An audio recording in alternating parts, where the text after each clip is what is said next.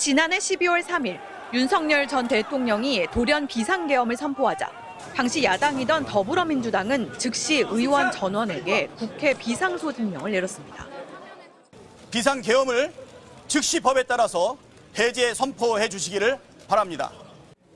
당시 이재명 대표와 함께 민주당을 이끈 박찬대 원내대표. 임기를 마치게 된 박 원내대표는 10년 같은 1년이었다고 후회를 밝혔습니다.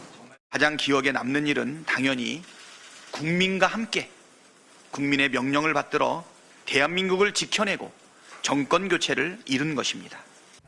406일의 임기 동안 집에 돌아간 날은 37일에 불과했다며 윤석열 정부와 치열하게 싸운 영광의 대장정이라고 평가했습니다.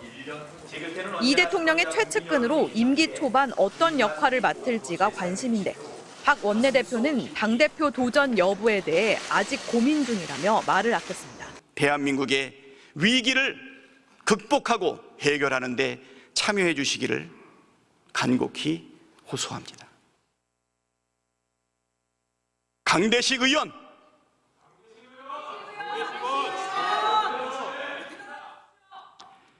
강명구 의원, 강민국 의원, 강선현 의원, 강승규 의원, 고동진 의원, 곽규택 의원, 비상계엄 해제 요구 결의안에 참석한 곽규택 의원, 구자근 의원, 권성동 의원, 권영세 의원, 권영진 의원, 김건 의원, 김기웅 의원, 김대식 의원, 김도우 의원, 김미애 의원, 김민전 의원, 김상욱 의원,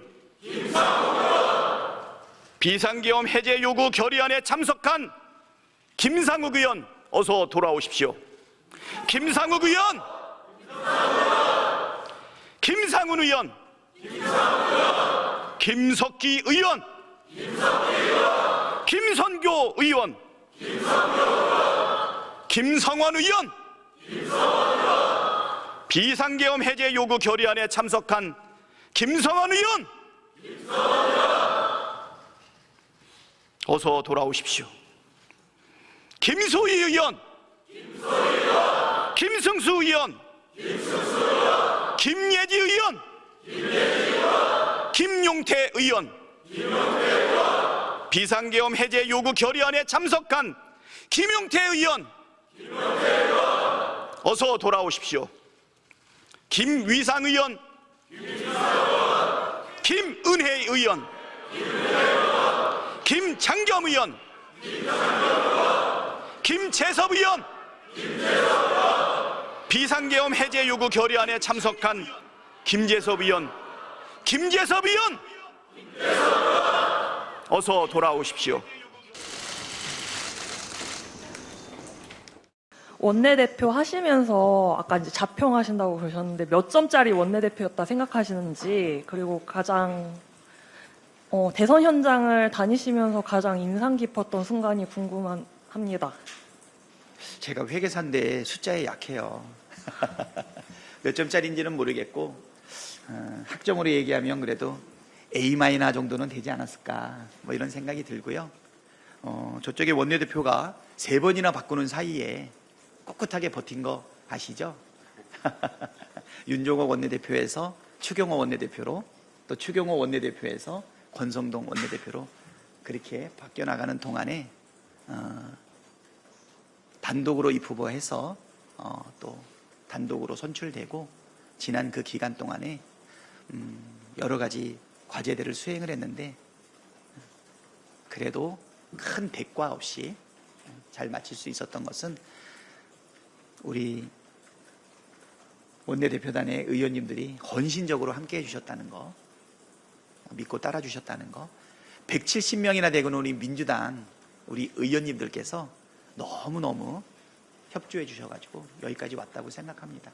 제 개인적인 능력보다는 함께 뭉칠 수 있게끔 원내 지도부가 그리고 우리 의원단이 오게 된 것이 그게 아마 그래도 A학점에 마이너스 정도는 붙일 수 있을까 이렇게 생각이 됩니다. 아까 이제 말미에 조금 향후 행보에 대해서 언급을 해주셨는데, 그게 혹시 당대표 출마로도 조금 실현이 가능할지, 전대 출마 계획도 검토 중이신지 좀 궁금합니다. 이 질문 나올 줄 알았습니다. 진로에 대해서 어떠한 얘기도 하지 않았는데 벌써 뭐 신문에 워낙 많이 나왔더라고요. 예. 주변의 의견들도 상당히 많이 있어서 솔직히 고민하고 있는 것은 사실입니다. 어떤 것이 원내대표로서 지난 1년 동안을 지내오고 그리고 나서 새 정부의 과제, 우리 민주당의 과제, 또 국회의원으로서 해야 될 그런 부분에 대해서 고민하고 있다는 말씀 드리겠습니다. 지난 임기 때 사실 이재명 대통령님이랑 오랜 기간 같이 고생도 하셨고 합을 맞추셨는데, 가장 인상 깊었던 에피소드가 있는지, 또 이 자리에서 이재명 대통령님께 좀 전달하고 싶은 메시지가 있는지 궁금합니다.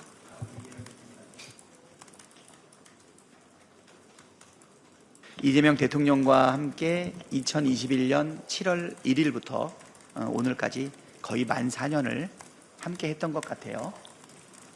21년 7월 1일자는 대선 캠프에서 수석 대변인으로, 그 다음에 22년도부터는 최고위원으로, 그리고 24년부터는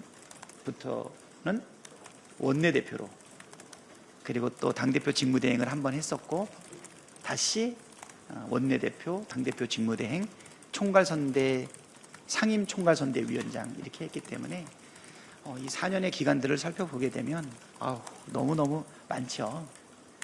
3번, 4번, 5번 죽을 고비를 넘기는 그 순간마다 늘 함께 했었고요. 23일간의 단식하는 그 현장에 있었고, 그 다음에 체포동의안이 뼈아프게 가결되면서 구치소에서 그 적부심 판단을 기다리는 그 순간에도 같이 있었고, 가덕도 신공항에서 목에 칼을 맞고 내 발밑에서 피를 철철 흘리면서 누워있는 순간도, 태어나는 순간도 같이 있었던 것 같아요. 예. 매 순간순간마다 함께 했었기 때문에 뭐 하나서 딱 하나 꼬집어서 얘기하기는 어려운데, 그래도 가장 좋았던 것은 웃을 일 없는 그 이재명한테 아재 개그를 시전해서 하지마 그 소리 들어가면서 핍박받아가면서 웃게 만들었던 그 부분이 가장 보람있지 않았나 이런 생각이 들고요. 그리고 어떻게 보면 이재명 대표와 함께 당대표, 원내대표로서 투톱을 이루었고, 이재명 대표로부터 참으로 많은 존중을 받았던 것 같아요. 항상 의견을 청취하고 저의 재량적 결정에 대해서 동의해 주시고, 가끔은 이재명 대표의 뜻을 반해서 강하게 밀어붙이는 것들도 많이 있었지만 항상 그런 거를 깊이 있게 존중해 줬던 부분이 굉장히 인상이 깊었습니다.